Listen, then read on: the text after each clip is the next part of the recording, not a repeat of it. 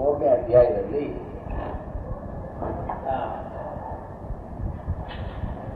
ಗೀತಾರ್ಥ ಸಂಗ್ರಹ ರಾಮನಾಚಾರ್ಯರು ರಾಮನ ಮುನಿಗಳು ಅಂತ ಹೇಳಿ ಶಂಕರಾಚಾರ್ಯರಾದ ಮೇಲೆ ಬಂದವರು. ರಾಮಾನುಜಾಚಾರ್ಯರಿಗೆ ಪರಮ ಗುರುಗಳು, ಗುರುಗಳು ಅವರು ಗೀತಾರ್ಥ ಸಂಗ್ರಹ ಅಂತ ಹೇಳಿ ಎಲ್ಲ ಅಧ್ಯಾಯಗಳಲ್ಲಿ ಒಂದೊಂದು ಅಧ್ಯಾಯಕ್ಕೆ ಒಂದು ಶ್ಲೋಕ ಹೀಗೆ ಸಂಗ್ರಹ ಮಾಡಿದ್ದಾರೆ. ಇಡೀ ಭಗವದ್ಗೀತೆಯನ್ನ ಒಂದು ಎಷ್ಟು ಅಧ್ಯಾಯಗಳಿದೆಯೋ ಅಷ್ಟು ಶ್ಲೋಕ. ಅದಕ್ಕೆ ಕಡೆಯಲ್ಲಿ ಆ ಅಧ್ಯಾಯಗಳನ್ನ 18 ಅಧ್ಯಾಯಗಳನ್ನ 3 ಷಟ್ಕ ಅಂತ ವಿಭಾಗ ಮಾಡಿ ಎ ಗ್ರೂಪ್ ಆಫ್ 6 ಪ್ರಥಮ ಮಧ್ಯ ಅಂತಿಮ ಷಟ್ಕ. ಈ ಒಂದೊಂದು ಷಟ್ಕಕ್ಕೆ ಒಂದೊಂದು ಶ್ಲೋಕ, ಆಮೇಲೆ ಒಂದೊಂದು ಅಧ್ಯಾಯಕ್ಕೆ ಒಂದೊಂದು ಶ್ಲೋಕ, ಇಡೀ ಗೀತೆಗೆ ಒಂದು ಶ್ಲೋಕ. ಹೀಗೆ ಅವರು ಒಂದು ಗೀತಾರ್ಥ ಸಂಗ್ರಹ ಅಂತೇಳಿ ಮಾಡಿದ್ದಾರೆ. ಅದರಲ್ಲಿ ಈ ಗೀತೆಯ 3ನೇ ಅಧ್ಯಾಯಕ್ಕೆ ಅಸತ್ಯ ಲೋಕರಕ್ಷಾಯಿ ಗುಣೇಶ್ವರೋಪ್ಯ ಕರ್ತೃತಾಂ ಸರ್ವೇಶ್ವರೇವಾನ್ಯಸ್ಯೋಕ್ತ ತೃತೀಯೇ ಕರ್ಮಕಾರ್ಯ ಬನ್ನಿ ತೃತೀಯೇ ಕರ್ಮಕಾರ್ಯತ. ತೃತೀಯೇ ಅಧ್ಯಾಯೇ 3ನೇ ಅಧ್ಯಾಯದಲ್ಲಿ ಏನು ಹೇಳ್ತಾ ಇದ್ದಾರೆ ಅಂತಂದ್ರೆ, ಕರ್ಮ ಕಾರ್ಯದ ಕರ್ಮವನ್ನು ಮಾಡತಕ್ಕದ್ದು, ಕರ್ಮವನ್ನು ಬಿಡತಕ್ಕದ್ದಲ್ಲ. ಆದ್ದರಿಂದ ಈ 3ನೇ ಅಧ್ಯಾಯಕ್ಕೆ ಕರ್ಮನಿಷ್ಠಾ ಯೋಗ, ಕರ್ಮ ಪ್ರಶಂಸಾ ಯೋಗ, ಕರ್ಮಯೋಗ ಅಂಥೇಳಿ ಬೇರೆ ಬೇರೆ ಹೆಸರುಗಳಿವೆ. ಈ 3ನೇ ಅಧ್ಯಾಯದಲ್ಲಿ ತೃತೀಯೇ ಕರ್ಮ ಕಾರ್ಯದ, ಕರ್ಮ ಕಾರ್ಯ ಅಂದರೆ ಮಾಡತಕ್ಕದ್ದು, ಅದನ್ನು ಬಿಡತಕ್ಕದ್ದಲ್ಲ. ಆದರೆ ಮಾಡೋ ವಿಧಾನ ಹೇಗೆ? ಅಸತ್ಯ ಲೋಕರಕ್ಷಾಯೈ ಗುಣೇಶು ಆರೋಪ್ಯ ಕರ್ತೃತ. ಅಂದರೆ ಮಾಡೋನು ತನ್ನ ಕರ್ತೃತ್ವವನ್ನ ಗುಣಗಳ ಮೇಲೆ ಬಿಟ್ಟು, ಅಂದ್ರೆ ಏನು, ಈ ದೇಹವಾಗಲಿ ಇಂದ್ರಿಯವಾಗಲಿ ಮನಸ್ಸಾಗಲಿ 3 ಗುಣಗಳಿಂದ ಆಗಿದೆ, ಸತ್ವರಜಸ್ತಮೋ ಗುಣಗಳಿಂದ. ಈ ಗುಣಗಳು ಗುಣೇಶು ವರ್ತಂತೆ ಇತಿ. ಹೀಗೆ ಗುಣಗಳು ಎಲ್ಲ ಕೆಲಸವನ್ನು ಮಾಡ್ತಾ ಇದೆ. ಈ ಜಗತ್ತಿನಲ್ಲಿ ಯಾವ ಕೆಲಸ ಆಗಬೇಕಾದ್ರೂ ಕೂಡ ಗುಣಗಳ ಮೂಲಕವಾಗಿಯೇ ಕೆಲಸ ಆಗ್ತಾ ಇರೋದು. ಹೀಗೆ ಗುಣೇಶು ಕರ್ತೃತಾಂ ಆರೋಪ್ಯ, ಅಂದ್ರೆ ಆತ್ಮನಿಗೂ ದೇಹಕ್ಕೂ ಇಂದ್ರಿಯಗಳಿಗೂ ಒಂದು ಭೇದ ಇದೆ, ವ್ಯತ್ಯಾಸ ಇದೆ. ಕರ್ಮಗಳೆಲ್ಲ ನಡೆಯೋದು ದೇಹದಿಂದ ಇಂದ್ರಿಯಗಳಿಂದ, ಈ ಆತ್ಮನಿಂದ ಅಲ್ಲ ಅಂತ ಹೇಳಿ ಕರ್ತೃತಾಂ ಗುಣೇಶು ಆರೋಪ್ಯ. ಹೀಗೆ ಗುಣಗಳಲ್ಲಿ ಆರೋಪ ಮಾಡಿ, ಅಧ್ಯಾರೋಪ ಮಾಡಿ, ಅಧ್ಯಾಸ ಮಾಡಿ, ಅಥವಾ ಸರ್ವೇಶ್ವರೇವ ನ್ಯಸ್ಯ, ಅಥವಾ ಗುಣಗಳಿಗೂ ಸ್ವಾಮಿಯಾದಂಥ, ಗುಣಗಳಿಗೆ ಆಧಾರಭೂತನಾದಂಥ, ಶುಭಾಶ್ರಯನಾದ ಸರ್ವೇಶ್ವರನಲ್ಲಿ ಆರೋಪ್ಯ, ತನ್ನ ಕರ್ತೃತ್ವವನ್ನು ಆರೋಪ್ಯ ಮಾಡಿ, ನಾನು ಮಾಡ್ತಾ ಇಲ್ಲ ಅವನು ಮಾಡುತ್ತಾ ಇದ್ದಾನೆ ಅಂತನ್ನೋ ದೃಷ್ಟಿಯಿಂದ ಹೀಗೆ ಕರ್ತೃತಾಂ ಆರೋಪ್ಯ ಹೀಗೆ ಮಾಡಿ, ಅಸತ್ಯ ಅದರಲ್ಲಿ ಆಸಕ್ತಿ ಫಲಕಾಮನೆ ಇಲ್ಲದೇನೆ, ಲೋಕಸಂಗ್ರಹಾಯೈ ಲೋಕರಕ್ಷಾಯೈ ಅಂದ್ರೆ ಲೋಕ ಸಂಗ್ರಹಕ್ಕಾಗಿ, ಅಂದ್ರೆ ಕುರುವನ್ ಚಿಕೀರ್ಷು ಲೋಕಸಂಗ್ರಹಂ ಅಂತೆಲ್ಲ ಮಾತುಗಳು ಬರುತ್ತವೆ. ಹೀಗೆ ಲೋಕರಕ್ಷಾಯೈ ಅಸತ್ಯ ಗುಣೇಶು ಆರೋಪ್ಯ ಕರ್ತೃತಾಂ ಸರ್ವೇಶ್ವರೇವ. ಇದನ್ನ ನ್ಯಸ್ಯೋಕ್ತ ತೃತೀಯೇ ಕರ್ಮ ಕಾರ್ಯದ, ಕರ್ಮವನ್ನು ಮಾಡಬೇಕು ಅಂತನ್ನೋದು 3ನೇ ಅಧ್ಯಾಯದ ಒಂದು ಸಾರ ಸಂಗ್ರಹ. ಇಲ್ಲಿ ರಾಘವೇಂದ್ರ ಸ್ವಾಮಿಗಳು ಏಷಾತೆ ವಿಹಿತಾ ಸಾಂಖ್ಯೇ ಇತ್ಯಂತೇನ ನತ್ವೇವಾಹ ಇತ್ಯಾದಿನ ಗ್ರಂಥೇನ ಜೀವೇಶ್ವರ ಸ್ವರೂಪಮುಕ್ತ್ವಾ ತಜ್ಞಾನೋಪಾಯಂಚ ಯೋಗೇ ತ್ವಿಮಾಂ ಶೃಣು ಇತಿ ಪ್ರತಿಜ್ಞಾಪೂರ್ವಂ ತ್ರೈಗುಣ್ಯ ವಿಷಯ ವೇದ ಇತ್ಯಾದಿನ ಉಕ್ತ್ವಾ ಕರ್ಮಜಂ ಬುದ್ಧಿಯುಕ್ತಾ ಹಿ ಇತ್ಯಾದಿನ ಕಿಂಚಿತ್ ಪ್ರಪಂಚನಂ ತಸ್ಯ ಕೃತಂ ಪೂರ್ವಾಧ್ಯಾಯೇ. ಹಿಂದಿನ ಅಧ್ಯಾಯದಲ್ಲಿ ಈ ಮಾತುಗಳಲ್ಲಿ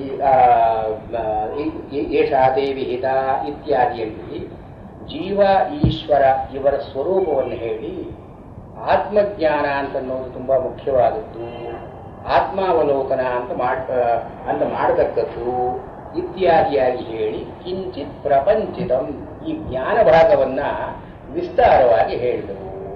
ಅನಂತರದಲ್ಲಿ ಅತ್ರ ಪೂರ್ವೋಕ್ತಸ್ಯೈವ ನಿವೃತ್ತ ಕರ್ಮರೂಪ ಜ್ಞಾನೋಪಾದಿ ಶಬ್ದಿತ ಯೋಗಸ್ಯ ಅವಶ್ಯ ಕರ್ತವ್ಯತೆಯ ಜ್ಞಾಪನ ರೂಪಂ ಪ್ರಪಂಚನಂ ಪ್ರಾಚುರ್ಯೇಣ ಕ್ರಿಯತೆ ಇತಿ ಪೂರ್ವೋತ್ತರಾಧ್ಯಾಯೋ ಪೌರ್ವಾಪೌರ್ಯಂ ಧ್ಯೇಯಂ.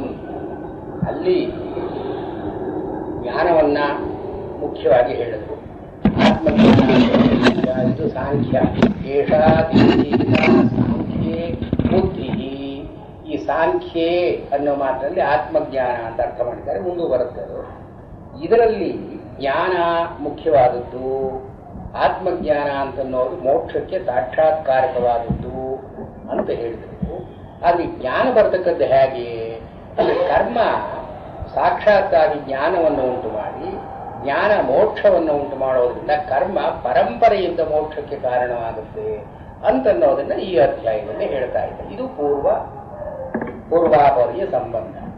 ಇದು ಮಧ್ವಾಚಾರ್ಯರು ಕೂಡ ಆತ್ಮಸ್ವರೂಪಂ ಜ್ಞಾನ ಸಾಧನಂಚೋಕ್ತಂ ಪೂರ್ವತ್ರ, ಇದು ಎಲ್ಲ ಆಚಾರ್ಯರು ಒಂದೇ ವಿಧವಾಗಿ ಹೇಳ್ತಾ ಇದ್ದಾರೆ. ಇನ್ನೇನು ವ್ಯತ್ಯಾಸ, ರಾಮಾನುಜಾಚಾರ್ಯರು ಏನು ಹೇಳಿದ್ರು ಅದನ್ನ ಇವರು ಹೇಳ್ತಾ ಇದ್ದಾರೆ. ಆತ್ಮಸ್ವರೂಪಂ ಜ್ಞಾನ ಸಾಧನಂಚ ಉಕ್ತಂ ಪೂರ್ವತ್ರ. ಪೂರ್ವತ್ರ ಅಂದ್ರೆ ಪೂರ್ವಾಧ್ಯಾಯ, ಹಿಂದಿನ ಅಧ್ಯಾಯದಲ್ಲಿ ಆತ್ಮಜ್ಞಾನ ಅಂದ್ರೆ ಏನು ಅಂತ ಹೇಳಿದ್ರು. ಮತ್ತು ಈ ಜ್ಞಾನ ಅಂತನ್ನೋದು ಆತ್ಮನಿಗೆ ಸಾಧಕವಾದದ್ದು ಅಂತ ಅದು ಹೇಳಿದ್ರು. ಜ್ಞಾನ ಸಾಧನತ್ವೇನ ಅಕರ್ಮ ವಿನಿಂದ್ಯ ಕರ್ಮ ವಿಧೀಯತೆ ಉತ್ತರಾಧ್ಯಾಯ. ಈ ಜ್ಞಾನವನ್ನು ಪಡ್ಕೊಳ್ಬೇಕಾದ್ರೆ ಕರ್ಮವನ್ನು ಮಾಡಲೇಬಾರದು, ಕರ್ಮವನ್ನು ಕೈ ಬಿಡಬೇಕು ಅಂತನ್ನೋ ಕಲ್ಪನೆ ಇದೆಯಲ್ಲ, ಇದನ್ನ ದೂಷಣೆ ಮಾಡಿ ಕರ್ಮವನ್ನು ಮಾಡತಕ್ಕದ್ದು ಅಂತನ್ನೋದನ್ನ ಈ ಅಧ್ಯಾಯದಲ್ಲಿ ಹೇಳ್ತಾ ಇದ್ದಾರೆ. ಆದ್ದರಿಂದ ಇದು ಕರ್ಮಯೋಗಕ್ಕೆ ನೇರವಾಗಿ ಸಂಬಂಧಪಡುವಂತ ಒಂದು ಅಧ್ಯಾಯ. ಇಲ್ಲಿ ಅರ್ಜುನನ ಒಂದು ಶಂಕೆಯನ್ನ ಮುಂದಿಟ್ಟುಕೊಂಡು ಅಧ್ಯಾಯ ಪ್ರವೃತ್ತವಾಗ್ತಾರೆ. ಅಧ್ಯಾಯದಲ್ಲಿ ಅನೇಕ ಅನೇಕ ಸ್ವರೂಪಗಳನ್ನು ಹೇಳ್ತಾರೆ. ಶಂಕಾ ಪರಿಹಾರ ಅಥವಾ ಒಂದು ನವ್ಯ ಸಿದ್ಧಾಂತ ಉದ್ಘಾಟನ ಅಂತ ಹೇಳಿ ಒಂದು ಅಧ್ಯಾಯಕ್ಕೆ ಯಾವುದಕ್ಕಾಗಿ ಇದು ಅಧ್ಯಾಯ ಬಂದಿದೆ ಅಂದ್ರೆ ಒಂದು ಶಂಕಾ ಪರಿಹಾರಕ್ಕಾಗಿ ಬಂದಿದೆ. ಅರ್ಜುನನಿಗೆ ಒಂದು ಶಂಕಾ ಅಂತ ಬಂತು. ಏನು ಶಂಕಾ ಅದು ಅಂದ್ರೆ ಅರ್ಜುನ ಉವಾಚ ಜಾಯಸಿ ಚೇತ್ ಕರ್ಮಣಸ್ತೆ ಮತಾ ಬುದ್ಧಿರ್ಜನಾರ್ದನ ತತ್ಕಿಂ ಕರ್ಮಣಿ ಘೋರೇ ಮಾಂ ನಿಯೋಜಯಸಿ ಕೇಶವ. ಮುಂದಿಂದು ಅವಂದೇ ಯಾಮಿಶ್ರೇಣೈವ ವಾಕ್ಯೇನ ಬುದ್ಧಿಂ ಮೋಹಯಸೀವ ಮೇ ತದೇಕಂ ವದ ನಿಶ್ಚಿತ್ಯ ಏನ ಶ್ರೇಯೋಹಮಾಪ್ನುಯಾಂ. ಇದು 2 ಶ್ಲೋಕಗಳಲ್ಲಿ ಅರ್ಜುನನ ಶಂಕೆ ಅಂತ ನಮ್ಮದು ಸಂದೇಹವನ್ನು ಮುಂದಕ್ಕೆ ಭಗವಾನ್ ವಾಚ ಅಧ್ಯಾಯ ಪೂರ್ತಿಯಾಗಿ ಕೃಷ್ಣರ ಮಾತಿ ಈ ಶಂಕೆಗಳಿಗೆ ಪರಿಹಾರ. ಅರ್ಜುನ ಶಂಕೆ ಏನು, ಹಿಂದಿನ ಶ್ಲೋಕದಲ್ಲಿ ಹಿಂದಿನ ಅಧ್ಯಾಯದಲ್ಲಿ ಬುದ್ಧಿ ಇದಕ್ಕೆ ಅಕ್ಷರಾರ್ಥ ಜಾಯಸಿ ಚೇತ್ ಕರ್ಮಣಃ ಬುದ್ಧಿ ತೇ ಮತ ಜನಾರ್ದನ. ಜನಾರ್ದನ ಅನ್ನೋ ಸಂಬೋಧನೆ ಕೃಷ್ಣ. ತೇ ಮತ ನಿನ್ನ ಸಮ್ಮತ, ನಿನ್ನ ಅಭಿಪ್ರಾಯ ಏನು, ಬುದ್ಧಿ ಕರ್ಮಣಃ ಸಕಾಶಾತ್ ಜಾಯಸಿ ಇತಿ ಚೇತ್. ನಿನ್ನ ಅಭಿಪ್ರಾಯದಲ್ಲಿ ಕರ್ಮಕ್ಕಿಂತ ಜ್ಞಾನವೇ ಹೆಚ್ಚಿನದು, ಶ್ರೇಷ್ಠವಾದದ್ದು. ಜಾಯಸಿ ಅಂದ್ರೆ ಪ್ರಶಸ್ತತರ, ಶ್ರೇಷ್ಠ ಇತಿ ಚೇತ್. ಹೀಗಿರೋದಾದ್ರೆ ಅಂದ್ರೆ ಜ್ಞಾನ ಕರ್ಮ ಅಂತ 2 ಹೇಳಿ ಕರ್ಮಕ್ಕಿಂತ ಜ್ಞಾನ ದೊಡ್ಡದು ಅಂತ ಹೇಳಿದ ಮೇಲೆ ನಿನ್ನ ಕರ್ತವ್ಯ ಏನಾಗಿತ್ತು? ಬನ್ನಿ ಜ್ಞಾನದಲ್ಲಿ ನನ್ನನ್ನು ಪ್ರಚೋದನೆ ಮಾಡಬೇಕಾಗಿತ್ತು. ಬನ್ನಿ, ಇಲ್ಲ ಇಲ್ಲಿ ಬನ್ನಿ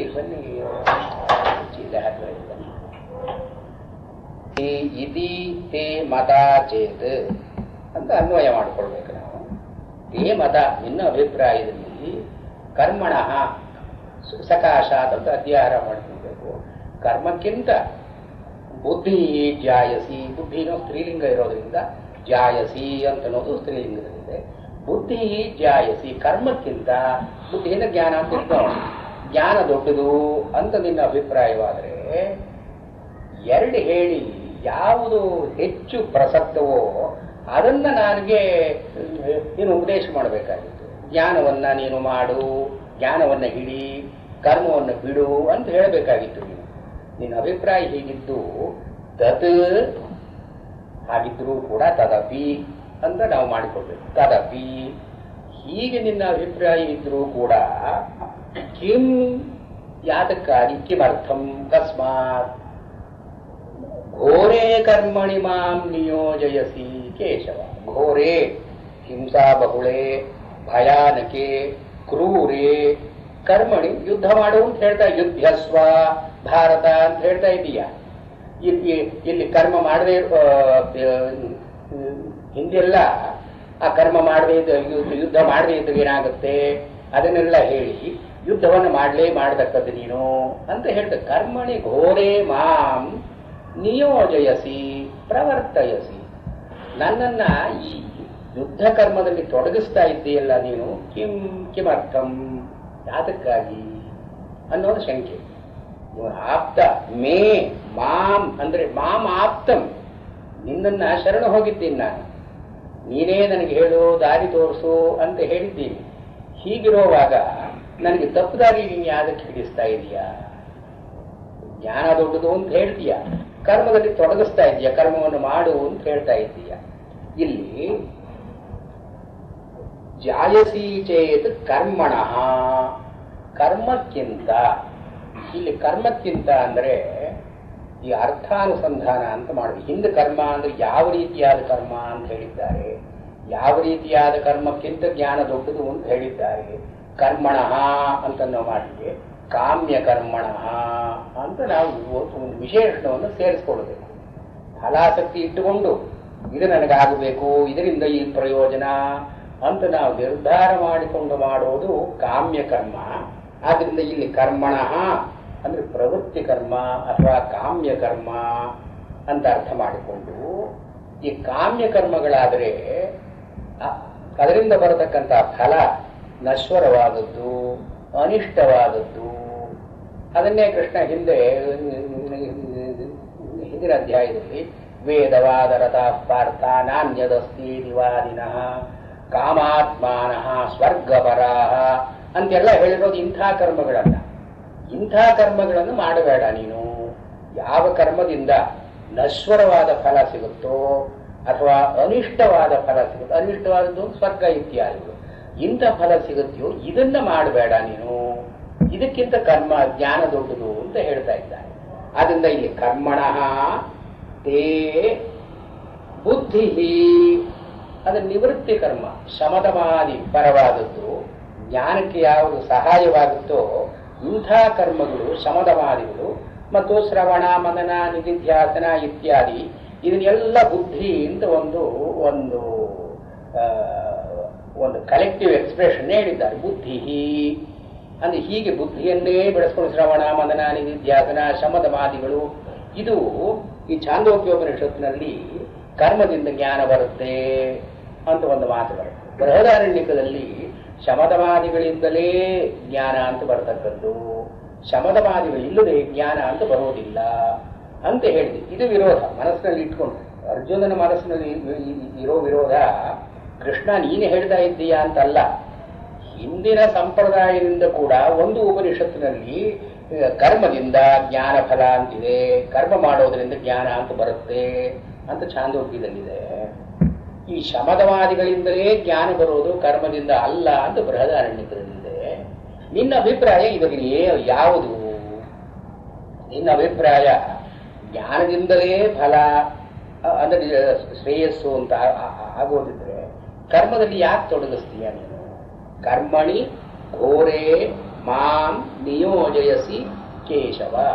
ಇಲ್ಲಿ ಸಾಮಾನ್ಯವಾಗಿ ಶಂಕರಾಚಾರ್ಯರು ಮಧ್ವಾಚಾರ್ಯರು ಇಲ್ಲಿ ಕರ್ಮಣಿ ಘೋರೆ ಅನ್ನೋ ಮಾತಿಗೆ ಈ ಯುದ್ಧಾದಿ ಕರ್ಮದಲ್ಲಿ, ಯುದ್ಧ ಅಂದರೆ ಭಯಂಕರವಾದದ್ದು, ಅದರಲ್ಲಿ ಕ್ರೂರವಾದದ್ದು ಅಥವಾ ಹಿಂಸಾಬಾಹುಳ್ಯವಿರತಕ್ಕಂಥದ್ದು.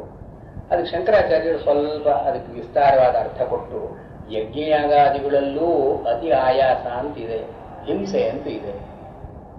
ಅದು ಯಜ್ಞಯಾಗಾದಿಗಳ ಹೆಸರಿನಲ್ಲಿ ಪಶು ಹಿಂಸೆ ಆಗದೇ ಇದ್ರೂ ಕೂಡ ಈ ಡೋನರ್ಸ್ ಹಿಡಿದು ಹಿಂಸೆ ಮಾಡ್ತಾರೆ, ಅಲ್ಲೂ ಹಿಂಸಾ ಅಂತ ಒಂದಿದೆ. ಇಲ್ಲಿ ಹಿಂಸಾ ಬಹುಳೇ. ಇಂಥ ಕರ್ಮದಲ್ಲಿ, ಯಜ್ಞಯಾಗಾದಿಗಳ ಕರ್ಮದಲ್ಲಿ ಯಾತಕ್ಕೆ ತೊಡಗಿಸ್ತಾ ಇದ್ದೀಯಾ ನೀನು? ಅಥವಾ ಯುದ್ಧ ಮುಂತಾದ ಗೃಹಸ್ಥರಿಗೆ ಉಪಯುಕ್ತವಾದಂತಹ ಕರ್ಮಗಳಲ್ಲಿ ಕಿಮರ್ಥಂ ನಿಯೋಜಯಸಿ, ನನ್ನನ್ನು ಯಾತಕ್ಕೆ ತೊಡಗಿಸ್ತಾ ಇದ್ದೀಯಾ ನೀನು? ಈಗ ರಾಮಾನುಜಾಚಾರ್ಯರು ಒಬ್ಬರು ಮಾತ್ರ ಇಲ್ಲಿ ಕರ್ಮಣಿ ಅಂದರೆ ನಾವು ಇದು ಕೇವಲ ಶಾಸ್ತ್ರೀಯವಾದ ಕರ್ಮ, ಶಾಸ್ತ್ರೀಯ ಹಿಂಸಾತ್ಮಕವಾದ ಕರ್ಮ ಅಂತ ತಗೊಳ್ಬಾರ್ದು. ಇಲ್ಲಿ ಸರ್ವೇಂದ್ರಿಯ ವ್ಯಾಪಾರ ರೂಪೇ ಆತ್ಮಾವಲೋಕನ ವಿರೋಧಿನಿ ಕರ್ಮೆ ಮಾಂ ನಿಯೋಜಯಸಿ. ಇದರಲ್ಲಿ ಆತ್ಮಾವಲೋಕನ ಅಂತ ಮುಖ್ಯವಾಗಿ ನೀನು ಹೇಳಿದೆ. ಆತ್ಮಜ್ಞಾನವನ್ನು ನಾವು ಪಡ್ಕೊಳ್ಬೇಕು. ಇದು immediate goal before every one. ಆತ್ಮ ನೋ ದೈ ಸೆಲ್ಫ್ ಅಂತ ಅವರು ಗ್ರೀಕ್ ಥಾಟ್ನಲ್ಲಿ ಬರ್ತಾರೆ. ಈ ಆತ್ಮಾವಲೋಕನ ಅಂತ ಆಗಬೇಕು. You must turn inward and have a vision of this self. ಆತ್ಮಾವಲೋಕನ ಆಗಬೇಕಾದ್ರೆ ಸರ್ವೇಂದ್ರಿಯ ವ್ಯಾಪಾರ ಉಪರಮ ಅಂತ ಆಗಬೇಕು. ಎಲ್ಲ ಇಂದ್ರಿಯಗಳನ್ನು ಕೂಡ ತಡೆ ಹಿಡಿದ್ರೆ ತಾನೇ ಒಳಗೆ ದೃಷ್ಟಿ ಅಂತ ಬರೋದು. ಹೊರಗಡೆ ದೃಷ್ಟಿ ಇದ್ರೆ ಒಳಗಡೆ ದೃಷ್ಟಿ ಇರಲಾರದು. ಒಳಗಡೆ ದೃಷ್ಟಿ ಇರಬೇಕಾದ್ರೆ ಹೊರಗಡೆ ದೃಷ್ಟಿಯ ಸಾಧನೆಗಳನ್ನೆಲ್ಲ ತಡಿಬೇಕು ನಾವು. ಇಲ್ಲಿ ಕರ್ಮಣಿ ಅಂತನೋ ಮಾತ್ರ ಏನರ್ಥ? ಸರ್ವೇಂದ್ರಿಯ ವ್ಯಾಪಾರೇ ಆತ್ಮಾವಲೋಕನ ವಿರೋಧಿನಿ ಕರ್ಮಣಿ. ನೀನು ಎಲ್ಲಾ ಕೆಲಸಗಳನ್ನು ಮಾಡು. ನೀನು ಗೃಹಸ್ಥನಾಗಿದ್ದುಕೊಂಡು ನಿನಗೆ ನಿಯತವಾದ ಕರ್ಮಗಳನ್ನು ಮಾಡು, ಕುರು ಕರ್ಮತ್ವಂ ಅಂತೆಲ್ಲ ಹೇಳ್ತಾ ಇದ್ದಾಗ ಏನು? ಇಂದ್ರಿಯ ವ್ಯಾಪಾರಗಳನ್ನು ಮಾಡು, ನೀನು ವಿಷಯಗಳನ್ನು ಅನುಭವಿಸು, ಲೋಕದಲ್ಲಿ ತೊಡಗಿರು. ಲೋಕದಲ್ಲಿ ತೊಡಗಿರು ಅಂತಂದ್ರೆ ಆತ್ಮನ ಕಡೆ ದೃಷ್ಟಿಯಲ್ಲಿ ಬರುತ್ತೆ. ಆದ್ರಿಂದ ಇಲ್ಲಿ ಘೋರೆ ಅಂದ್ರೆ ಏನು? ಪರಿಣಾಮದಲ್ಲಿ ಅನರ್ಥಕಾರಿಯಾದಂಥ. ರಾಮಾನುಜಾಚಾರ್ಯರು takes us to a higher, ಒಂಥರ ಮೋರ್ ಸಿಂಬಾಲಿಕ್. ಕರ್ಮಣಿ ಘೋರೆ. ಘೋರ ಅಂದ್ರೆ ಏನು? ಪರಿಣಾಮದಲ್ಲಿ ನಾವು ಸಂಸಾರದಲ್ಲೇ ಸಿಕ್ಕಾಕೊಂಡು ತೊಳಲ್ತೀವಿ, ಕಷ್ಟಪಡ್ತೀವಿ. ಇದು ಅನರ್ಥ. ಇದು ಆತ್ಮಾವಲೋಕನದಿಂದ ನಾವು ಇದನ್ನ ಪರಿಹಾರ ಮಾಡಿಕೊಳ್ಬೇಕು. ಆದ್ರಿಂದ ಘೋರೇ ಕರ್ಮಣಿ ಸರ್ವೇಂದ್ರಿಯ ವ್ಯಾಪಾರೇ, ಎಲ್ಲಾ ಇಂದ್ರಿಯಗಳನ್ನು ಹರಿಯಗೊಳಿಸಿ ನಾವು ಈ ಅನರ್ಥವನ್ನು ಸಂಪಾದನೆ ಮಾಡ್ಕೊ ಅಂತ ಹೇಳ್ತಾ ಇದ್ದೀಯಲ್ಲ ನೀನು. ಕರ್ಮಣಿ ಘೋರೇ ಮಾಂ ನಿಯೋಜಯಸಿ ಕೇಶವ. ಇಲ್ಲಿ ಕಿಮರ್ಥಂ ಅಂತನ್ನೋದಕ್ಕೂ ರಾಮಾನುಜಾಚಾರ್ಯರು ಸ್ವಲ್ಪ ವಿಶೇಷಗಳನ್ನು ಹೇಳಿದ್ದಾರೆ. ನೀವು ಯಾತಕ್ಕಾಗಿ ಅಂದ್ರೆ, ಇವಾಗ ಅರ್ಜುನ ಕೃಷ್ಣನಿಗೆ ಏನ್ ಕೇಳ್ತಾ ಇದ್ದಾನೆ?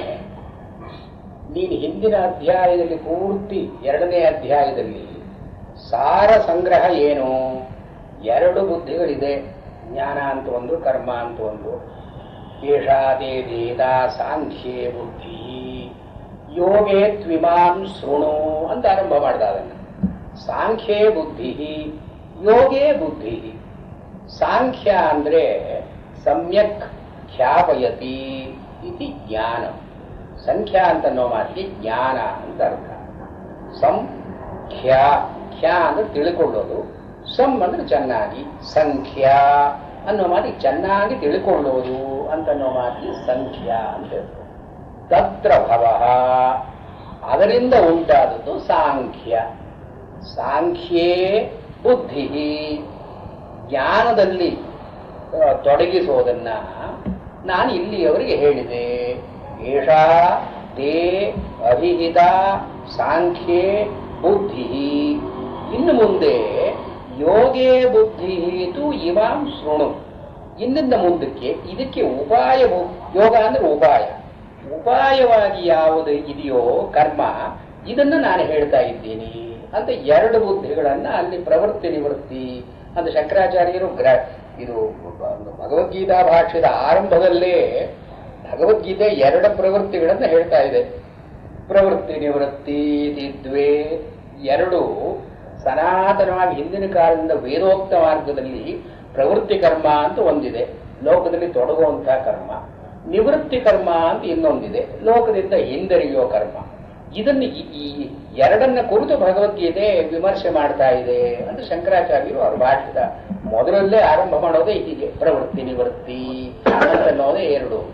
ಇಲ್ಲಿ ಸಾಂಖ್ಯೇ ಬುದ್ಧಿ ಯೋಗೇ ಬುದ್ಧಿ ಅಂತನ್ನೋವಾಗ ಈ ಪ್ರವೃತ್ತಿ ಕರ್ಮ ನಿವೃತ್ತಿ ಕರ್ಮ ಅಂತ ಎರಡನ್ನು ತಗೊಳ್ಬೇಕು. ಈ ಎರಡನ್ನ ಹೇಳಿದ ಮೇಲೆ Krishna also hazards a comparative merits of these two. ಇಲ್ಲಿ ಜ್ಞಾನವನ್ನ ಹೆಚ್ಚು ಅಂತ ಹೇಳ್ತಾನೆ. ಈ ಜ್ಞಾನವನ್ನ ಹೆಚ್ಚು ಅಂತ ಹೇಳೋದು ಯಾವ ದೃಷ್ಟಿಯಿಂದ ಹೇಳ್ತಾ ಇದ್ದೀಯಾ? ನೀನು ಆ ದೃಷ್ಟಿಯನ್ನು ಸ್ಪಷ್ಟ ಮಾಡಿಸ್ತೇನೆ ಜ್ಞಾನದಿಂದ ಹೆಚ್ಚು ಅಂತ ಹೇಳಿದ್ರೆ ಏನು ಪ್ರಯೋಜನ? ಅದು ಹೇಗೆ ಉಚಿತ? ಇದು ಕಿಂ ಅಂತನ್ನೋ ಮಾತ್ರ ಸ್ವಾರಸ್ಯ. ಕಿಂ ನಿಯೋಜಯಸಿ ಅಂತನ್ನೋದು ಸುಮ್ಮನೆ ಕಿಮರ್ಥಂ ಅಂತ ಹೇಳಿ ಲೋಕರೂಢಿಯಿಂದ ಹೇಳೋದಲ್ಲ. ಯಾತಕ್ಕೆ ಹೇಳ್ತಾ ಇದ್ದೀಯಾ ನೀನು ಅಂದ್ರೆ, ಹೀಗೆ ನೀನು ಹೇಳುವಾಗ ನಿನ್ನ ಮನಸ್ಸಿನ ಅಭಿಪ್ರಾಯವೇ ಒಂದು, ನೀನು ಬಾಯಿನಲ್ಲಿ ಮಾಡು ಅಂತ ಹೇಳ್ತಿರೋದೇ ಒಂದು. ಈ ಒಂದು ವಿರೋಧ ಯಾತಕ್ಕಿದೆ? ಕಿಂ ಅನ್ನೋ ಮಾತ್ರದಲ್ಲಿ ಆ ಸ್ವಾರಸ್ಯ ಇದೆ. ಕಿಮರ್ಥಂ ಅಂದ್ರೆ ಕೆಲವು ಆಲ್ಟರ್ನೇಟಿವ್ಸ್ ಕೊಡ್ತಾರೆ. ನಿನ್ನ ಮನಸ್ಸಿನ ಉದ್ದೇಶ ಏನು? ನಿನ್ನ ಮನಸ್ಸಿನಲ್ಲಿ ಒಂದು ಇಟ್ಟುಕೊಂಡು ನಾನು ಹೀಗೆ ಮಾಡು ಅಂತ ಇನ್ನೊಂದನ್ನು ಹೇಳ್ತಾ ಇದ್ದೀಯಲ್ಲ, ಯಾತಕ್ಕಾಗಿ ಹೀಗೆ ಮಾಡ್ತಾ ಇದ್ದೀಯ ಅಂದ್ರೆ, ಒಂದು ಸ್ವಪ್ರಯೋಜನಾರ್ಥಂ. ಈ ಲೋಕದಲ್ಲಿ ಮನುಷ್ಯರು ಯಾಕೆ ಹೀಗೆ ಮಾಡ್ತಾರೆ ಅಂತಂದ್ರೆ, ತಮಗೇನೋ ಒಂದು ಪ್ರಯೋಜನ ಆಗಬೇಕಾಗಿರುತ್ತೆ. ಆದ್ರಿಂದ ತಮಗೆ ಬೇಡ ಅಂತ ಅನಿಸಿದ್ದನ್ನು ಕೂಡ ಮಾಡು ಅಂತ ಬೇರೆಯವರಿಗೆ ಹೇಳ್ತಾರೆ. ಇದನ್ನು ಕೃಷ್ಣನಿಗೆ ಹೇಳುವ ಹಾಗಿಲ್ಲ. ಪರಿಪೂರ್ಣತ್ವಾತ್, ಕೃಷ್ಣನಿಗೆ ಅರ್ಜುನನಿಂದ ಆಗಬೇಕಾದದ್ದು ಏನಿದೆ? ಅರ್ಜುನನಿಂದ ಯಾವುದೋ ಒಂದು ಪ್ರಯೋಜನವನ್ನು ಪಡ್ಕೊಳ್ಬೇಕು ಅಂತ ಕೃಷ್ಣ ಹೀಗೆ ಹಿಪೋಕ್ರೆಟಿಕಲ್ ಆಗಿ ಹೇಳ್ತಾ ಇದ್ದಾನೆ ಅಂತ ಹೇಳೋ ಹಾಗಿಲ್ಲ ನಾವು. ನ ಸ್ವಪ್ರಯೋಜನಾರ್ಥಂ. ಅಥವಾ ಎರಡನೇದು ಸಾಂಸಾರಿಕ ಫಲ ಪ್ರದರ್ಶನಾರ್ಥಂ. ಲೋಕದಲ್ಲಿ ಸಂಸಾರ ಅಂತ ಒಂದಿದೆ. ಸಂಸಾರ ಸ್ಥಾಯಿಯಾಗಿ ಇರಬೇಕಾದ್ರೆ ಜನಗಳದನ್ನು ಪ್ರವೃತ್ತರಾಗಬೇಕು. ಎಲ್ಲ ಮನುಷ್ಯರು ಕೂಡ ನಿವೃತ್ತರಾಗಿಬಿಟ್ರೆ ಸಂಸಾರ ನಡೆಯೋದು ಹೇಗೆ? ಜಗತ್ತು ಮುಂದೆ ಹೋಗೋದು ಹೇಗೆ? ಲೋಕ ಸ್ಥಿತಿ ಅಂತ ಏನಾಯಿತು? ಜಗತ್ತಿಗೆ ಪ್ರಯೋಜನವೇ ಇಲ್ಲದೆ ಹೋದಾಗ ಆಗುತ್ತೆ. ಜಗತ್ತಿಗೆ ಪ್ರಯೋಜನ ಇದೆ ಅಂತ ತಾನೇ ಸೃಷ್ಟಿ ಆದದ್ದು, ಜಗತ್ತಿಗೊಂದು ಪ್ರಯೋಜನ ಇದೆ ಅಂತ ತಾನೇ ಅದರ ಸ್ಥಿತಿ. ಹೀಗೆ ಇವನು ಸಾಂಸಾರಿಕ ಫಲ ಪ್ರದರ್ಶನಾರ್ಥಂ ಈ ದೃಷ್ಟಿಯಿಂದ ಹೇಳಿದ್ದಾನೆ ಅಷ್ಟೇ.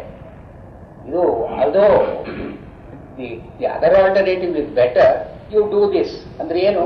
For the sake of the world ಅಂದ್ರೆ ಕೃಷ್ಣ ಹೀಗೆ ಹೇಳ್ತಕ್ಕದ್ದು ನ್ಯಾಯ ಅಲ್ಲ ಅರ್ಜುನನಿಗೆ. ಜನಿ ನಿರಾಸಕಸ್ಯ ಜನಾರ್ದನಸ್ಯ ತವ ತನ್ನಿವರ್ತನ ಸ್ವಭಾವ್ಯಾದು. ಇಲ್ಲಿ ಅರ್ಜುನ ಈ ಜ್ಞಾನಕ್ಕೆ ಅಧಿಕಾರಿಯಾಗಿ ನನಗೆ ಯಾವುದು ಶ್ರೇಯಸ್ಸೋ ಅದನ್ನು ಹೇಳು, ತನ್ಮೇ ಬ್ರೂಹಿ ಅಂತ ಹಿಂದೆನೇ ಹೇಳಿದ್ದಾನೆ. ನನಗೆ ಶ್ರೇಯಸ್ಕರವಾದದ್ದು ಯಾವುದು? ಮೋಕ್ಷ ಅಥವಾ ಕೈವಲ್ಯ. ಈ ಶ್ರೇಯಸ್ಕರವಾದದ್ದು ಹೇಳು ಅಂತ ನಾನು ಕೇಳಿದ ಮೇಲೂ ಕೂಡ ಸಂಸಾರದಲ್ಲಿ ನೀನಿರು, ಹೆಂಡತಿ ಮಕ್ಕಳನ್ನ ಕಾಪಾಡು, ಅಥವಾ ನಿನಗೆ ಬಂದಂತಹ ಕೆಲಸ ಮಾಡು, ಅದೇ ನಿನಗೆ ಶ್ರೇಯಸ್ಕರ ಅಂತ ಹೇಗೆ ಹೇಳ್ತಾನೆ. ಆದ್ದರಿಂದ ಈ ಅರ್ಜುನನ ಅಧಿಕಾರವನ್ನ ಮತ್ತು ಅಭ್ಯರ್ಥನೆಯನ್ನ ನಿರೀಕ್ಷಿಸಿ ಈ ಕಿಮರ್ಥಂ ಅಂತನ್ನೋ ಮಾತ್ರದಲ್ಲಿ ಎರಡನೇ ಆಲ್ಟರ್ನೇಟಿವ್ ಕೂಡ ಸೇರೋಲ್ಲ. ಮತ್ತು ಫಲಶೈಘ್ಯಾರ್ಥಂ, ಶೀಘ್ರತಾ ಅಂದ್ರೆ ಬೇಗ ಆಗತಕ್ಕಂಥದ್ದು. ಜ್ಞಾನ ತುಂಬಾ ಕಷ್ಟ, ಕರ್ಮವನ್ನು ಮಾಡು ಬೇಗ ಆಗುತ್ತೆ. ಈ ಉಪನಿಷತ್ತುಗಳನ್ನೆಲ್ಲ ಓದಿ ಮೋಕ್ಷವನ್ನು ಪಡ್ಕೊಳ್ಳೋದಕ್ಕಿಂತ ಒಂದು ಯಾವುದೋ ಸತ್ಯನಾರಾಯಣ ವ್ರತ ಮಾಡಿ ಪುಣ್ಯ ಮಾಡಿಕೊಂಡ್ರೆ ಎಷ್ಟೋ ಫಲಶೈಘ್ರ್ಯ ಬೇಗ ಬರುತ್ತೆ ಅಂತ ಹೇಳಬಹುದು. ಅಂದ್ರೆ ಇದು ಪಾರಂಪರ್ಯಸ್ಯ ಪೂರ್ವಂ ಉಪದಿಷ್ಟತ್ವ. ಹಿಂದಿನ ಅಧ್ಯಾಯದಲ್ಲೇ ಹೇಳಿಯಾಗಿದೆ, ಕರ್ಮ ಅಂತ ಮಾಡಿದ್ರೆ ಜ್ಞಾನ ಬರುತ್ತೆ, ಜ್ಞಾನದಿಂದ ಮೋಕ್ಷ ಬರುತ್ತೆ. ಮೋಕ್ಷ ಅಂತನ್ನೋದು ಜ್ಞಾನ ಇಲ್ಲದೆ ಯಾವ್ದರಿಂದಲೂ ಬರ್ತಕ್ಕದ್ದಲ್ಲ. ಆದ್ರಿಂದ ಕರ್ಮ ಅಂತನ್ನೋದು ಶೈಘ್ರ್ಯ ಅಂದ್ರೆ ಬೇಗ ಫಲವನ್ನು ಕೊಡ್ತಕ್ಕಂಥದ್ದಂತೂ ಅಲ್ಲ. ಅದರಿಂದ ನೀನು ಕರ್ಮವನ್ನು ಮಾಡು ಅಂದ್ರೆ ಬೇಗ ಮುಕ್ತಿ ಸಿಗತ್ತೆ ಅಂತ ಅರ್ಥ ಇರಲ್ಲ. ಆದ್ದರಿಂದ ಮೂರನೇದು ಸಾಧ್ಯ ಇಲ್ಲ. ಸೌಕರ್ಯಾರ್ಥಂ, ಆ ಮನುಷ್ಯನಿಗೆ ಕರ್ಮ ಮಾಡದೇ ಇದ್ರೆ ಪ್ರತ್ಯವಾಯ ಅಂತ ಒಂದು ದೋಷ ಬರುತ್ತೆ. ಈ ಕಾಮ್ಯ ಕರ್ಮಗಳನ್ನು ಬಿಟ್ಟು ನಿತ್ಯ ನೈಮಿತ್ತಿಕ ಕರ್ಮಗಳನ್ನು ಮಾಡದೇ ಇದ್ರೆ, ಮಾಡಬೇಕಾ ಶಾಸ್ತ್ರ ಹೇಳಿರೋದನ್ನು ಅವನು ಮಾಡದೇ ಇದ್ರೆ ಒಂದು ಪ್ರತ್ಯವಾಯ ಅಂತನೋ ದೋಷ ಬರುತ್ತೆ. ಈ ದೋಷವನ್ನು ಪರಿಹಾರ ಮಾಡಿಕೊಳ್ಳದೆ ನಾವು ಮುಂದುವರಿಯೋದು ಕಷ್ಟ. ನಮಗೆ progress is precluded until we get over this ಪ್ರತ್ಯವಾಯ which comes in when we don't do. ಆದ್ರಿಂದ ಕೃಷ್ಣ ಹೇಳ್ತಾ ಇದ್ದಾನೆ, ಈ ಪ್ರತ್ಯವಾಯ ಪರಿಹಾರಕ್ಕಾಗಿ ನೀನು ಕರ್ಮವನ್ನು ಮಾಡು ಅಂತ ಹೇಳ್ತಾ ಇದ್ದಾನು. ಅಂದ್ರೆ ಸಕಲೇಂದ್ರಿಯ ವ್ಯಾಪಾರ ರೂಪತ್ವೇನ ತದುಪರತಿ ನಿಷ್ಪಾದ್ಯಾವಲು ಆತ್ಮಾವಲೋಕನ ವಿರೋಧಿತೆಯ ಮುಮುಕ್ಷೋ ಘೋರತ್ವಾದ. ಆದರೆ ಸರ್ವ ವ್ಯಾಪಾರ, ಸರ್ವ ಇಂದ್ರಿಯ ವ್ಯಾಪಾರ ಉಪರಮ ಅಂದ್ರೆ ಎಲ್ಲಾ ಇಂದ್ರಿಯಗಳ ಪ್ರವೃತ್ತಿಗಳನ್ನು ತಡೆ ಹಿಡಿಯೋದು ಅಂತನೂ ಇಲ್ಲದೇ ಇದ್ರೆ ಆತ್ಮಾವಲೋಕನ ಅಂತನೂ ಸಾಧ್ಯ ಇಲ್ಲ. ಆತ್ಮಾವಲೋಕನ ಅಂತ ಎಲ್ಲಿಯವರೆಗೆ ಆಗಲ್ವೋ ಅಲ್ಲಿ ಅವರಿಗೆ ಮೋಕ್ಷ ಅಂತ ಇಲ್ಲ. ಆದ್ರಿಂದ ಈ ಕರ್ಮ ಎಷ್ಟು ಪ್ರತ್ಯವಾಯ ಪರಿಹಾರಕ್ಕಾಗಿ ಮಾಡಿದರೂ ಕೂಡ ಅನರ್ಥವನ್ನು ಕೊಡತಕ್ಕದ್ದು. ಆದ್ರಿಂದ ಘೋರ. ಆದ್ರಿಂದ ಕಿಮರ್ಥಂ ಅಂತನ್ನೋ ಮಾತಿಗೆ ಇಷ್ಟೆಲ್ಲ ಯಾವ ನಾವು ಸೂಚನೆಯನ್ನು ಹೇಳಬೇಕಾಗಿಲ್ಲ. ಶಂಕಾ ಪರಿಹಾರಾರ್ಥಂ, ಅವನ ಮನಸ್ಸಿನಲ್ಲಿ ಸಹಜವಾಗಿ ಒಂದು ಶಂಕೆ ಬಂತು, ಅದರ ಪರಿಹಾರಕ್ಕಾಗಿ ಹೇಳ್ತಾ ಇದ್ದಾನೆ. ಅಂದ್ರೆ ಇದು ರಾಮಾನುಜಾಚಾರ್ಯರು ದ್ರವಿಡ ದೇಶದವರೇ, ಅದರಿಂದ ಅವರಲ್ಲಿ ದ್ರವಿಡ ಪ್ರಾಣಾಯಾಮ ಅಂತ ಒಂದು ಹೀಗೆ ಹಿಡ್ಕೊಳ್ಬೇಕು, ಹೀಗೆ ಹಿಡ್ಕೊಳ್ತಾನೆ. ಈಗ ಪ್ರಾಣಾಯಾಮ ಮಾಡ್ಬೇಕಾದ್ರೆ ಮೂಗ್ತಾನೆ ಹಿಡ್ಕೊಳ್ಳೋದು, ಇನ್ನೇನು ಉಸಿರು ಕಟ್ಟೋದೇನು ಪ್ರಾಣಾಯಾಮದಲ್ಲಿ ಇಲ್ಲವಲ್ಲ, ಬರೀ ಮೂಗು ಹಿಡ್ಕೊಳ್ಳೋದು. ಅದನ್ನು ಹೀಗೆ ಹಿಡ್ಕೊಳ್ಳೋದ್ರ ಬದಲು ಹೀಗೆ ಹಿಡ್ಕೊಳ್ತಾರೆ ಅವರು. ಈ ದ್ರವಿಡ ಪ್ರಾಣಾಯಾಮ ರಾಮಾನುಜಾಚಾರ್ಯ ಶಂಕಾಪರಿಹಾರಾರ್ಥ ಅಂತ ಮಿಕ್ಕಾದವರು ಹೇಳಿದ್ದಾರೆ. ಈ ಎಲ್ಲ 4 ಆಲ್ಟರ್ನೇಟಿವ್ ಹೇಳಿ ಇದು ಯಾವುದೂ ಅಲ್ಲ ಶಂಕಾಪರಿಹಾರಾರ್ಥ. ಇದು ಮೊದಲನೇ ಶ್ಲೋಕ. ವ್ಯಾವಿಶ್ರೇಣೇವ ವಾಕ್ಯೇನ ಬುದ್ಧಿಂ ಮೋಹಯಸೀವ ಮೇ ತದೇಕಂ ವದ ನಿಶ್ಚಿತ್ಯ ಯೇನ ಶ್ರೇಯೋಹಮಾಪ್ನುಯಾಂ. ಇದು ಅರ್ಜುನನ್ನ ಶಂಕರಾಚಾರ್ಯರು ಹೇಳಿದ್ದಾರೆ ಅವರ ಭಾಷ್ಯದಲ್ಲಿ. ಭಗವದ್ಗೀತೆ ಅರ್ಜುನಂ ನಿಮಿತ್ತೀಕೃತ್ಯ, ಅರ್ಜುನನನ್ನು ಒಂದು ನೆವ ಮಾಡಿಕೊಂಡು ಸರ್ವೇಷಾಂ ಅನುಗ್ರಹಾಯ, ಎಲ್ಲ ಜನರಿಗೂ ಉಪಯೋಗವಾಗುವ ಹಾಗೆ ಭಗವದ್ಗೀತೆಯಿಂದ ಸಿದ್ಧವಾಗಿದೆ. ಇಲ್ಲಿ ಅರ್ಜುನ ನಿಮಿತ್ತ, ಅರ್ಜುನಂ ನಿಮಿತ್ತೀಕೃತ್ಯ. ಆದ್ದರಿಂದ ಅರ್ಜುನನಿಗೆ ಯಾವ ಶಂಕೆ ಬಂತೋ ನಮಗೆಲ್ಲ ಅದು ಬರೋದೇನೆ. ಆದರೆ ನಮಗೆ ಶಂಕೆ ಬಂದಿದ್ದನ್ನು ಕೂಡ ನಾವು ಆರ್ಟಿಕ್ಯುಲೇಟ್ ಮಾಡಲಾರು. ಅರ್ಜುನ ಮಾಡಿದ್ದ, ಅರ್ಜುನನ ಬಾಯಿನಲ್ಲಿ ಈಗ ಆರ್ಟಿಕ್ಯುಲೇಟ್ ಎಲ್ಲ ನಮಗೆ ಬರುವಂತಹ ಶಂಕೆಗಳೇ ಇದೆಲ್ಲ. ಇಲ್ಲಿ ಈ ಶಂಕೆ ಅಂತೂ ಮೋಹಯಸೀವಮೆ, ಎಲ್ಲರಿಗೂ ಇರತಕ್ಕಂತಹ ಶಂಕೆ ಇದು. ವ್ಯಾಮಿಶ್ರೇಣ ಇವ ವಾಕ್ಯೇನ ಬುದ್ಧಿಂ ಮೋಹಯಸಿ ಇವ ಮೇ ಪ್ರತಿಭಾತಿ ಸೇರಿಸ್ಕೊಳ್ಳಿ. ಮೇ ನನಗೆ, ಪ್ರತಿಭಾತಿ ಹೀಗೆ ತೋರ್ತಾ ಇದೆ. ಇಲ್ಲಿ ಪ್ರತಿಭಾತಿ ಅಂತ ಪದ ಇಲ್ಲ, ಅಧ್ಯಯನ ಮಾಡ್ಕೊಳ್ತಾ ಇದ್ರೆ ಅಲ್ಲಿ ಅರ್ಥ ಇಲ್ಲ. ಅದಕ್ಕೆ ಆ ಮೇ ಅಂತ ಅನ್ನೋ ಮಾತಿಗೆ ಅರ್ಥ ಇಲ್ಲ. ಈ ಮೇ ಅಂದ್ರೆ ನನಗೆ, ಅಂದ್ರೆ ನನಗೆ ಅಂದ್ರೆ ಏನು, ನನಗೆ ಹೀಗೆ ತೋರ್ತಾ ಇದೆ. ಇವ ಅಂತ ಒಂದಿದೆ, ಹೀಗೆ ಅಂತ ತೋರ್ತಾ ಇದೆ. ಇವ ಪ್ರತಿಭಾತಿ, ಮೇ ಪ್ರತಿಭಾ, ನನಗೆ ಹೀಗೆ ಏನು. ವ್ಯಾಮಿಶ್ರೇಣ ಇವ ವಾಕ್ಯೇನ ಬುದ್ಧಿಂ ಮೋಹಯಸಿ ಮಮ ಬುದ್ಧಿಂ. ಇಲ್ಲಿ ಬುದ್ಧಿ ಅಂದ್ರೆ ಜ್ಞಾನ, ಆತ್ಮಜ್ಞಾನ ಅಂತ ಅರ್ಥ ಹೇಳುವಾಗಿಲ್ಲ. ಅಂದ್ರೆ ಸಂದರ್ಭಾನುಗುಣವಾಗಿ ಅರ್ಥ ಹೇಳಬೇಕು. ಅಲ್ಲಿ ಸಾಂಖ್ಯೇ ಬುದ್ಧಿ, ಯೋಗೇ ಬುದ್ಧಿ ಅಂತನ್ನುವಾಗಲೂ ಬುದ್ಧಿ ಅಂತನ್ನೋ ಪದ ಪ್ರಯೋಗ ಇದೆ. ಇಲ್ಲಿ ಮೋಹಯಸೀವಮೇ ಬುದ್ಧಿಂ ಅಂತಂದ್ರೂ ಕೂಡ ಇಲ್ಲೂ ಅದೇ ಪದ ಪ್ರಯೋಗ ಇದೆ, ಆದ್ರೆ ಅರ್ಥ ಬೇರೆ ಬೇರೆ. ಇಲ್ಲಿ ಬುದ್ಧಿ ಅಂದ್ರೆ ಸಾಮಾನ್ಯವಾಗಿ ನನ್ನ ಮನಸ್ಸು ಅಂತ ಅಷ್ಟೇ. ಇಲ್ಲಿ ಬುದ್ಧಿ ಅಂದ್ರೆ ಸಾಮಾನ್ಯ ನಿಘಂಟುವಿನ ಅರ್ಥ, ಅಲ್ಲಿ ಟೆಕ್ನಿಕಲ್ ಟರ್ಮ್ ಅಂದ್ರೆ ಪಾರಿಭಾಷಿಕ ಪದ. ಅಲ್ಲಿ ಬುದ್ಧಿಂ ಮೋಹಯಸಿ, ಮೋಹಯಸಿ ಅಂದ್ರೆ ಏನು, ಮೋಹವನ್ನು ಮಾಡ್ತಾ ಇದ್ದೀಯಾ. ಸ್ಪಷ್ಟ ಬೋಧ ಅಭಾವಾತ್, ಸರಿಯಾಗಿ ಸ್ಪಷ್ಟವಾಗಿ ವಿಷಯ ಹೇಳದೇ ಇರೋದ್ರಿಂದ ಮನಸ್ಸಿನಲ್ಲಿ ಸ್ವಲ್ಪ ಕ್ಲೌಡಿಂಗ್ ಅಂತ ಇದೆ. ಏನು ಅರ್ಥ, ಹೀಗೋ ಹಾಗೋ, ಇದು ಮೋಹ. ಮುಹ ಅಂತನ್ನೋ ಮಾತಿಗೆ ಮುಹು ವೈಚಿತ್ಯೇ ಅಂತನೋ ಧಾತ್ವರ್ಥ. ವೈಚಿತ್ತ ಅಂದ್ರೆ ಚಿತ್ತ ಅಂದ್ರೆ ತಿಳ್ಕೊಳ್ಳೋದು, ವೈಚಿತ್ತ ಅಂದ್ರೆ ಹೀಗೋ ಹಾಗೋ, ಈ ರೀತಿಯೋ ಆ ರೀತಿಯೋ ಅಂತ ಸ್ಪಷ್ಟವಾಗಿ ಇಲ್ಲದೆ ಇರೋದು ವೈಚಿತ್ತ. ಮುಹು ಅದು ಧಾತ್ವರ್ಥ. ಮುಹು ಅಂತನ್ನೋ ಮಾತಿಗೆ ಅಂದ್ರೆ